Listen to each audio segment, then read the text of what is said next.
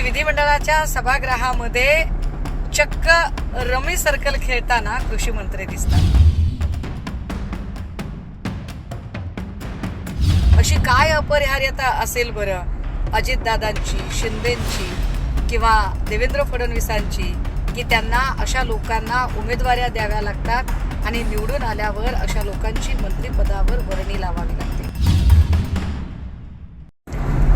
महाराष्ट्राच्या मंत्रिमंडळाची सध्या जी अवस्था झाली आहे ती येड्याची जत्रा आणि पेड्याचा पाऊस म्हटल्यासारखी झाली आहे। कधी एखादा सत्ताधाऱ्यांचा आमदार चड्डी बनियांवर खाली उतरतो, कॅन्टीनमधल्या कर्मचाऱ्यांना मारहाण करतो, कधी विधिमंडळाच्या प्रांगणातच अगदी गँगवॉर सारखी भांडणं लोकप्रतिनिधींकडून होतात, कधी एखादा मंत्री करोडो रुपये बॅगमधले मोजतानाचा व्हिडिओ पब्लिश होतो आणि आता तर हद्द की विधिमंडळाच्या सभागृहामध्ये चक्क रमी सर्कल खेळताना कृषी मंत्री दिसतात। मुळात सभागृहाचं अधिवेशनीय कामकाज चालण्यासाठी प्रति सेकंद 4700 रुपये एवढा खर्च येतो असे माध्यमांकडून कळते। हा पैसा हा महाराष्ट्राच्या जनतेच्या खिशातला पैसा आहे।